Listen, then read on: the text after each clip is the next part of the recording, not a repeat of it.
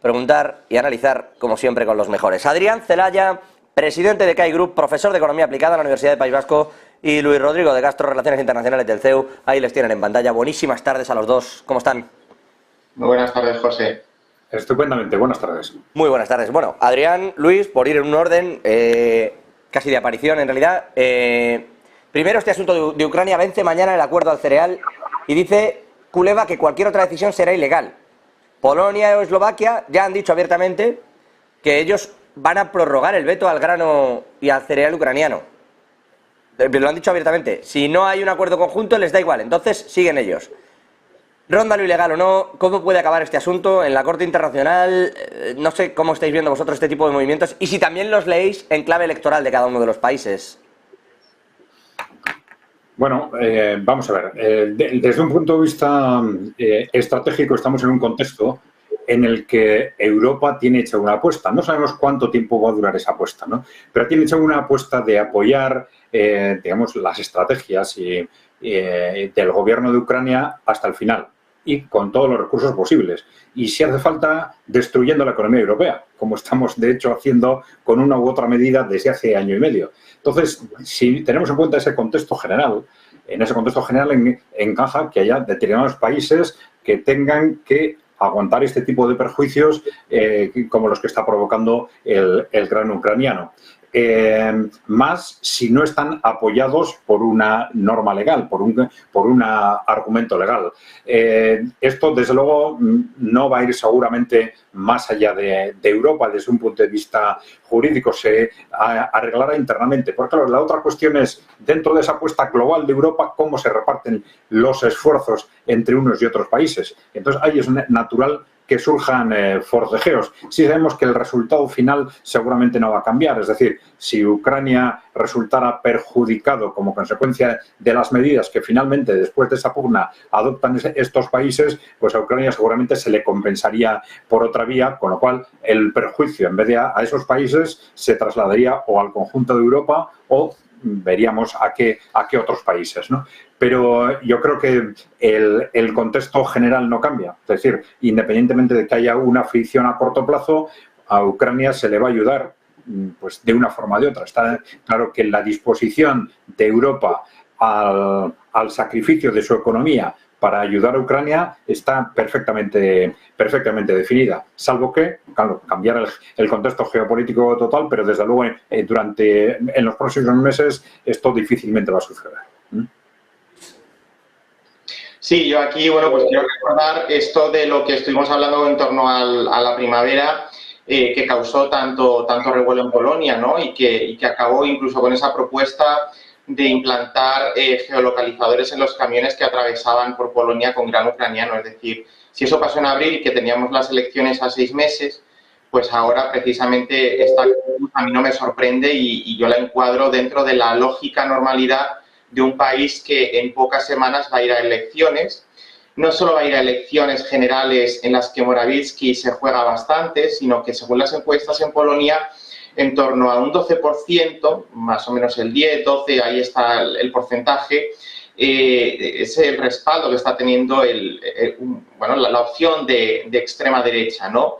Y aquí, claro, pues se le abre un competidor por el lado derecho al partido gobernante, es decir, no solo tiene por el centro al que fue presidente del Consejo, Donald Tusk, de Plataforma Cívica, intentando ganarle espacio electoral, sino que por primera vez, con respecto a la vez anterior, bueno, pues tiene un competidor por la derecha y un competidor por la derecha con capacidad de restarle votos y de hacerle daño electoral, ¿no? Y aquí, pues, el primer ministro tiene que hacer un papel y jugar un rol especialmente de cara a la opinión pública, de defensa de los intereses polacos por encima de todo, aunque precisamente, pues, si hay un país que ha estado apoyando a Ucrania desde el principio y haciéndolo sin fisuras, es Polonia, ¿no? Es decir, esto le parece un poco un sinsentido de un apoyo incondicional por un lado, pero por otro, este desafío, ¿no? Esta falta, entre comillas, que podría entenderse como falta de solidaridad por ese veto. Bueno, pues todo esto se enmarca y la respuesta entra dentro de la lógica electoral, como decía antes. Y aunque se enmarque ahí, apuntaba Adrián Celaya, se llegará a algún entendimiento. Europa meterá la mano. Tiene hasta mañana, ¿eh? Mañana vence este acuerdo y desde mañana, dice Kuleva, cualquier cosa va a ser ilegal. Ya ocurrió que para que Europa llegase a algún tipo de acuerdo y resolución y diese estas ayudas al grano ucraniano, al cereal, primero todos los países anunciaron ese veto. ¿Va a volver a ocurrir lo mismo? Quiero decir, Europa tampoco tiene mucho. ¿Cómo le va a imponer a 5 países que acojan el grano? Eso puede acabar muchísimo peor, entiendo.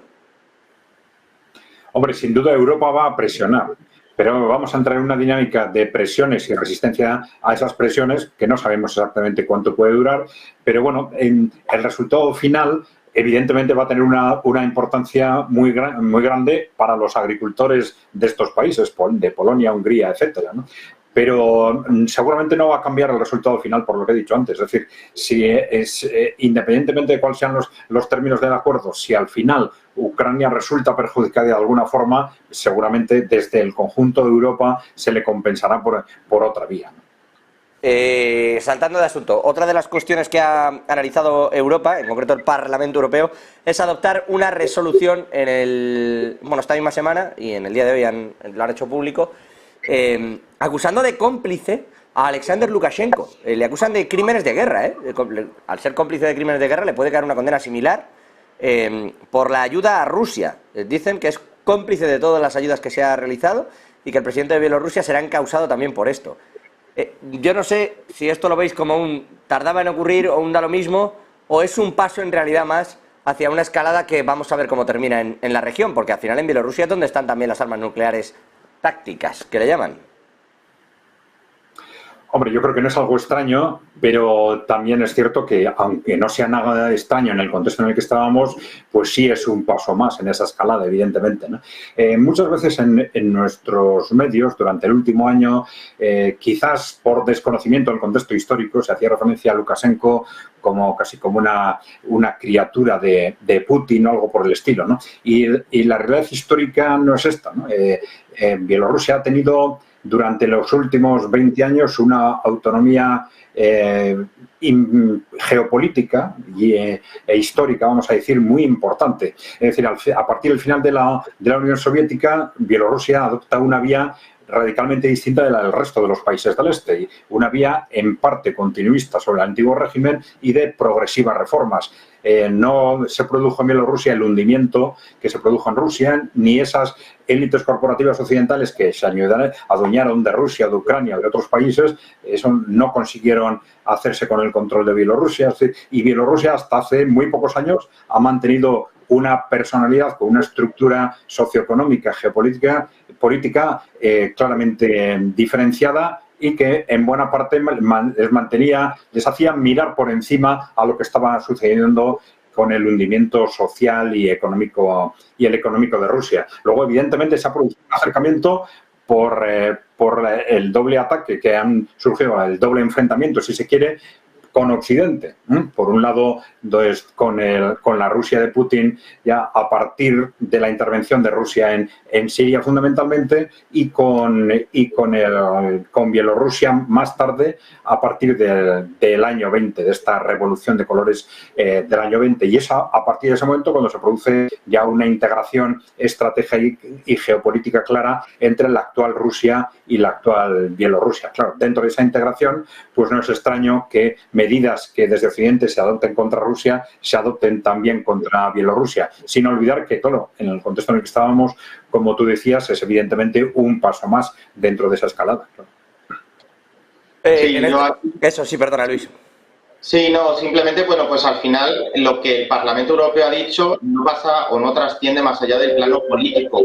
Es decir, no es una resolución judicial, no es algo que esté judicializado, es pues como cuando el Parlamento español emite una declaración solemne en un sentido o en otro, es decir, no traspasa la frontera de lo político.